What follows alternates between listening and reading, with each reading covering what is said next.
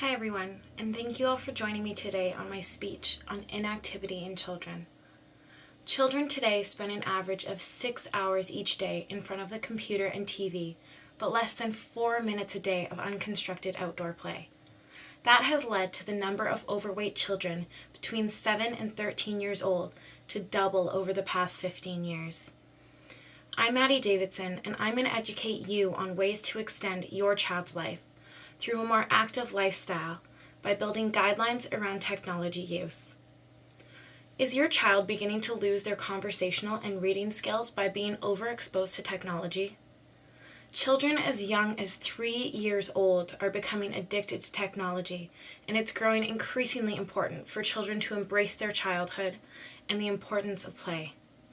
I'm going to enlighten you on how excess TV, internet, and video games can negatively impact your child, what guidelines and precautions you should take when allowing your child to use technology, and how you can help promote more activity in children and be the facilitator for a more engaging childhood.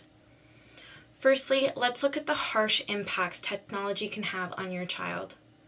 Do you guys remember when you used to grab a bucket of chalk and head out to the street and draw hopscotch and skip along, or you would grab a basketball and go and shoot some hoops down at the closest courtyard, or even just go and knock on your neighbor's door and ask them to come out and play tag? Well, 15 years ago, all anyone did was play outside, and you would have to beg your parents to let you be late for dinner so you could just stay outside a little bit longer. But times have drastically changed. 2/3 of young children are not active enough, which in turn does not lay a solid foundation for optimal health and well-being. Because of this, children are starting to lose skills such as compassion, communication, and more recently, empathy towards one another. In time, it can also lead to higher obesity rates, anxiety, attention deficit disorder, and more seriously, depression. In addition to the physical impacts, it's also taking a toll emotionally. The lack of face-to-face communication means that children do not have the opportunity to read facial expressions and interpret body language and tone of voice, which is seriously impacting their interpersonal skills. In all seriousness, I want you all to go home and look at your child eye to eye and think to yourself that because more children are choosing to sit in front of the computer or television, and because we as parents are allowing that to happen, that your child is becoming more and more at risk for life-threatening health problems. To give you guys a bit of an idea of what statistics we're looking at right now for childhood and technology, more small children can play a computer game than ride a bike.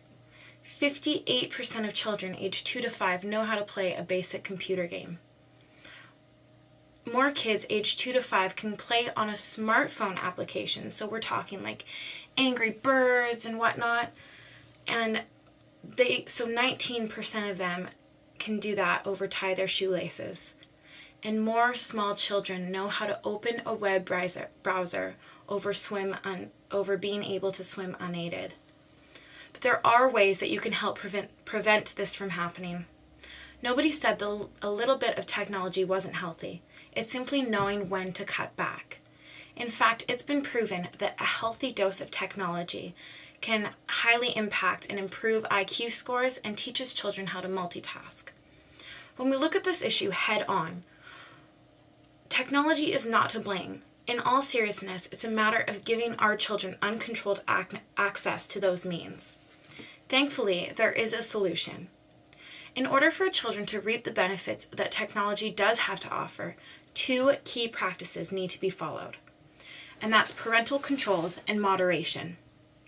For starters, the American Academy of Pediatrics recommends that children under the age of 24 months do not sit in front of any computer screens whatsoever. Once they reach that 24-month mark, they're allowed to spend a maximum of 2 hours a day in front of a screen, but no more. To give you an idea of how little that is, the average child spends 10,000 hours playing video games before the age of 21. That's equal to all the hours you're ever going to spend during middle school and high school combined. So here are a few other tips to consider when introducing new controls and restrictions. Firstly, and most importantly, I want you all to be role models. If we're on our iPhones and laptops all the time, why will our kids listen to us when we tell them to turn them off? Pay attention. You have to know where your kids are going online, what they're doing online. To be honest, it's all the better if they're being socially interactive with their other kids or watching TV shows like Magic School Bus. That's all great for learning, but we have to know what they're doing. I also want you to establish limits. Phone time, TV time, computer game time, it all has to be restricted, and they should be allowed a certain number of hours a day after homework is complete and after their outside play is complete. I also want you to encourage balance. Get kids involved in offline activities, especially activities that don't use any form of technology. Furthermore, you can say yes. Find ways to say yes. Honestly, it's okay to allow an extra 30 minutes to watch a TV show or play a video game with friends. Just ensure that they know that it's a treat and it's not going to happen every day. It's a privilege for them to get that extra 30 minutes. Finally, I want you guys to teach yourselves how to use this type of technology.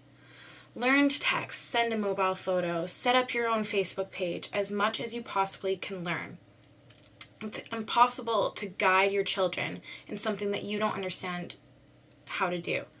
Not only that, but think of the quality time that you can spend with your child. Even if they know more than you, they can help teach you what to do.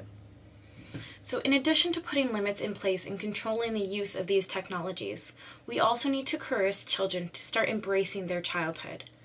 Many of the tips used in technology can also be used towards encouraging children to play. So once again, our number one most important thing for the day is to be a role model. As soon as your kids see you eating healthy and exercising, they're going to want to follow suit. So encourage them as much as you possibly can. Also, I want you guys to provide opportunities. Ask for your children's opinion. They love to give you feedback. Ask what sports teams they want to do, if they want to go to the park, if they want to color in coloring books. Whatever you name, it can happen. The more you're asking them and engaging with them, the more they're apt to make it a habit. Furthermore, you guys are going to want to start to introduce new foods and new activities to your children. The more they see something or try something, the more likely they are that they'll start eating it more. So let's say your child doesn't like broccoli. Throw him broccoli a couple times and I'm sure he's going to start to love it. Also, be open and talk with them about being healthy. This period in a child's life is when they absorb the most information possible. So explain to them why you're choosing a healthy meal or why you're doing this activity. It'll be great for them to learn those types of things.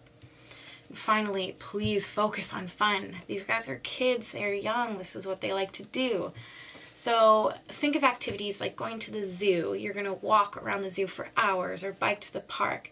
That way you're incorporating great physical activity, but at the same time it doesn't focus or emphasize so much on exercise. So in the long run, adult figures play a hugely important role in children's lives.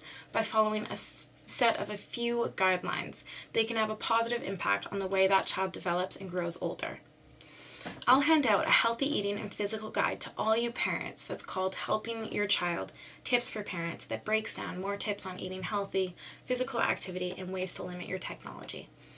I want you all to take from this presentation is to go home, sit down with your family, and talk in amongst yourselves and figure out what you guys can do to help improve the hours spent on TV, computer, video games, and also the way you can up your hours in physical activity. And remember, no more than 2 hours in front of a screen every day. Be a role model for children, not your own, but other people that are looking up to you. I want you to demonstrate physical activity, controlled technology use, and all in all, encourage a healthy lifestyle balance. It all ends in a great balance. So I want to thank you all for listening to me today. I hope you enjoy the rest of the speeches that are going to commence, and if you have any questions or concerns, please feel free to see me after the speeches are done. Thank you very much. Bye-bye.